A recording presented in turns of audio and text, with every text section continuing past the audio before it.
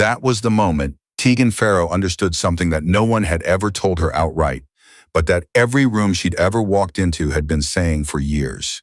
She walked through the door of the operations center at Fob Kestrel, and the talking stopped. Not all of it, just the part that mattered. Two operators in the far corner, Broderick and Haas, exchanged a look that lasted less than a second. The kind of look that doesn't need words because it already has an entire vocabulary built into it over years of shared assumptions. She'd been cataloging looks like that since she was 19. She had a whole library of them. Sergeant First Class Tegan Farrow, EOD, 8 years in uniform, 2 combat deployments before this one, hands that could disassemble an M67 in under 4 seconds or render safe an IED while someone across the wire was trying to figure out whether she belonged there. She set her kit bag down next to the duty desk and introduced herself to the watch officer, a lean captain named Vickers, who shook her hand with the exact degree of professional courtesy that communicated nothing at all. She'd learned to read handshakes the same way she'd learned to read fuse assemblies. The information was in the pressure and the duration. Vickers told her the team lead would be in at 0600. He told her where the cots were and where the coffee was. He didn't tell her anything about the mission, which was fine because she'd read the file on the flight in. She poured herself a cup of coffee and found a chair at the back of the room and watched the room work without her in it. That was something she'd gotten good at, watching rooms that didn't know what to do with her yet. The team lead was a master sergeant named Darrow. He was 41 years old and had the particular quality that long-service Special Forces soldiers sometimes developed, a kind of flattened effect that could read as calm or as indifference depending on which way you were looking at it. When he walked in at 0558 and saw Farrow at the back of the room, he didn't stop, didn't adjust his pace, just looked at her long enough to make a file. "Farrow," he said. "Master Sergeant, you're EOD, yes." He nodded once, filed it, moved on. She appreciated that about him immediately, the way you appreciate clean equipment, not with warmth, just with recognition of what it means. The rest of the team came in over the next 15 minutes. 6 Green Berets, Darrow, Broderick, Haas, a medic named Clune, a communications sergeant named Taft, and a quiet staff sergeant named Odell, who looked at her without the look. That was the distinction she made right away, and she kept it. Odell without the look. The briefing was at 0630. The objective was a weapons cache in a valley 3 hours northeast of their position, inside a narrow corridor that satellite imagery had flagged 6 days ago. Intelligence assessment put it as a transshipment point, materials moving through, not stored long-term, which meant the window was short, and the explosive composition of whatever was in there was unknown. That was why she was there. The EOD component wasn't optional on this one. Someone upstairs had made a call, and the call had sent her. Broderick asked the question during the briefing. He didn't address it to her directly, which was its own kind of answer about how he saw the situation. He addressed it to the room. "Cache sites in rough terrain," he said. "Access from the southeast ridge is the only viable route. It's a hard climb." He let the sentence sit there. The room understood what it was sitting next to. Darrow looked at him. "You have a question about personnel capability, Sergeant. You ask it." A beat. Then Broderick looked at her. "No offense, but we've got 50 pounds of kit minimum going up that ridge. You've done that kind of climb before?" She looked at him for a moment. She thought about the ridge in Kunar province, where she'd climbed 400 feet in the dark with a 70-pound pack to reach a secondary device before the evacuation convoy moved through. She thought about the instructor at Fort Leonard Wood who'd said something similar 9 years ago and what she'd done with that doubt. She said, "I'll keep up." Broderick nodded in the particular way people nod when they've already decided the answer to the question, and the answer isn't yes. She didn't need him to believe her. She just needed him to not get in her way. There were 3 things Farrow noticed during the movement to the objective that she filed away without saying anything about. The first was that Haas was favoring his left ankle. Not badly. He wouldn't have passed the pre-mission check if it was bad. But there was a slight compensation in his gait on uphill grades that suggested something that hadn't fully healed. She noted it, said nothing. The second was the quality of the light at the valley floor. She'd been watching weather data for this AO for 3 days, and what she was seeing now matched a specific atmospheric pattern that the meteorological model had flagged as a precursor. Not guarantee, a precursor. Since she'd mentioned it in her initial read-in, the intelligence officer had looked at his watch. The third thing she noticed was the approach to the cache site itself. The satellite imagery had shown one access configuration. The ground showed something different. Not dramatically different. The kind of difference that only becomes significant when it's too late to matter. She flagged it to Darrow during the security halt, 300 meters from the objective. The imagery shows the entrance coming off the north face, she said quietly, but the disturbed ground and the approach tracks are running from the east. Someone's been using a different entry point.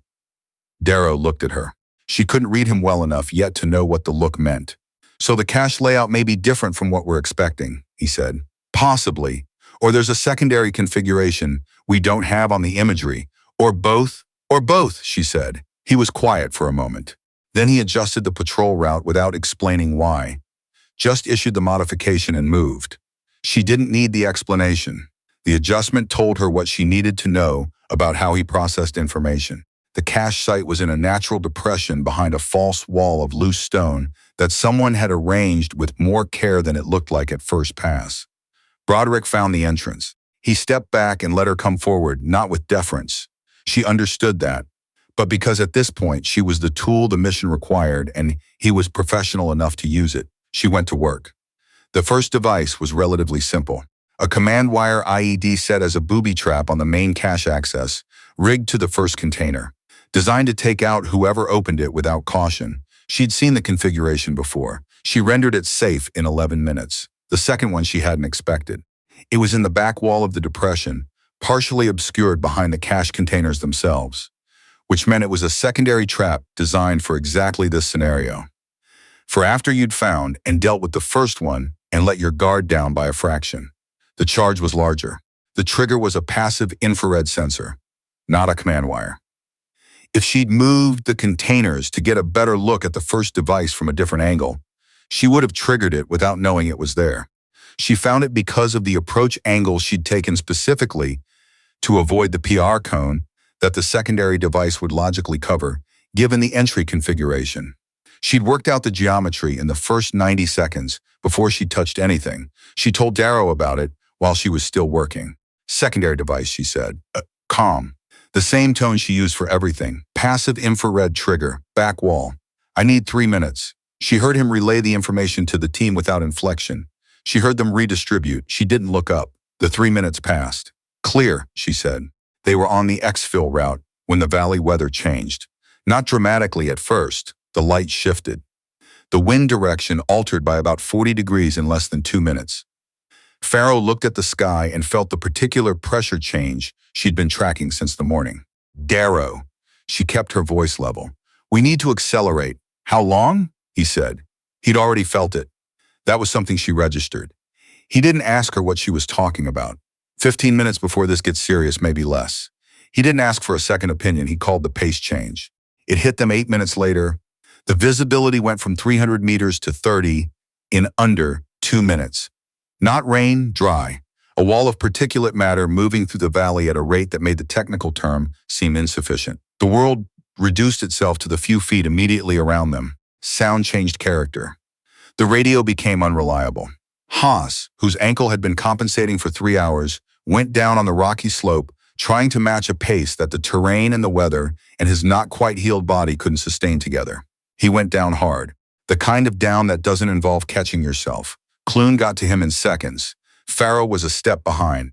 She held position above them on the slope, watching the approaches through the storm with the rifle Darrow had offered her at the start of the movement, which she'd accepted without comment because she'd known she might need it. She'd carried it the whole way, up and back. Nobody had mentioned it. Fibula, Clune said. Not a question. He's not walking on this. The team assembled around the halt point. The storm was still building. They had a casualty, reduced visibility, and an exfil timeline that had just become theoretical. Darrow assessed. Farrow watched him assess because watching how people process pressure was information she always used. LZ is 700 meters north-northwest, Taft said. But extraction's going to be blind in this. We call it in and we wait, Darrow said. Or we move Haas to the alternates over that ridgeline. Broderick's voice was flat. Not in these conditions. Nobody said what everybody in the team was now doing the math on. The primary LZ was exposed. The alternate required the ridgeline. The storm was going to last a minimum of 2 hours based on the pattern. Haas needed more than field-expedient stabilization if that fibula had gone the way Clune's face suggested. Farrow said, "I know a third option."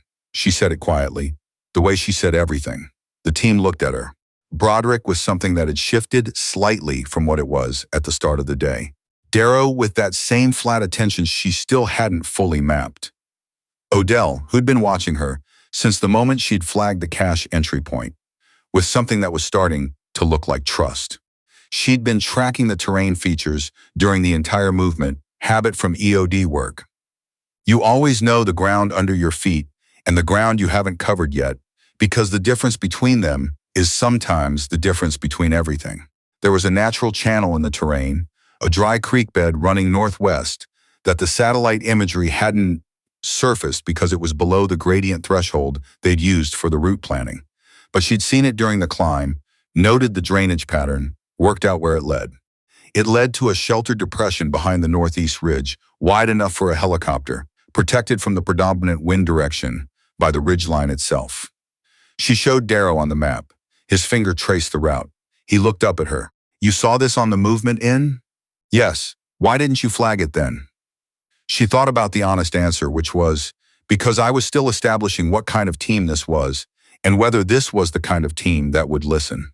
She didn't say that. She said, "I flagged the weather. This is the contingency." He looked at her for a long moment. Then he said, "Take point." That was the sentence. Not a thank you, not an acknowledgement of the morning's events, or what the look between Broderick and Haas at the start of the day had meant. Not a speech about assumptions and what they cost. Just take point, which in the language of that specific world meant something more precise than words usually managed. It meant, "I trust your eyes more than mine right now." It meant lead. The extraction came in 47 minutes after Taft relayed the revised coordinates. Haas was out in 11 minutes after touchdown, Clune managing the transfer with the efficiency of someone who'd done it before, and hoped never to do it again. The storm was audible even over the rotors. The pilot brought it down and held it with the kind of matter-of-fact precision that Farrow recognized as a particular category of skill. The kind that only looks easy because the person doing it has spent years making sure it looks that way. She was last onto the aircraft. She didn't know exactly when Broderick had moved from where he'd been standing to the position 2 steps behind her left shoulder. But when she turned to board, he was there, and he was doing something with his expression that took her a moment to categorize. It wasn't an apology. She hadn't wanted one and wouldn't have known what to do with it. It was something more functional than that. He said, "Good eyes today." She nodded once, filed it, boarded. The aircraft lifted, and the valley disappeared beneath the white-gray wall of the storm, and she found a position against the far bulkhead and looked at the terrain through the porthole window. For the 3 minutes she could still see it, committing the drainage patterns to memory, the way she always did, because you never knew which piece of ground was going to matter later. Darrow was across from her. He wasn't looking out the window. He was looking at his map, going over the route, doing the post-mission work that some people started before the aircraft even leveled off. After a while, he folded the map and looked up, and his eyes caught hers across the aircraft and held for a second, in the way that meant nothing and everything in exactly equal measure. She looked back out the window. The storm had closed over the valley entirely. From above, it was just a smear of brown against the mountain, featureless and obscuring, giving nothing away about what it covered or what had happened inside it. Someone looking down from altitude wouldn't know it from any other unremarkable patch of difficult terrain in a country full of unremarkable difficult terrain. That was fine with her. She didn't need the ground to remember. She already had.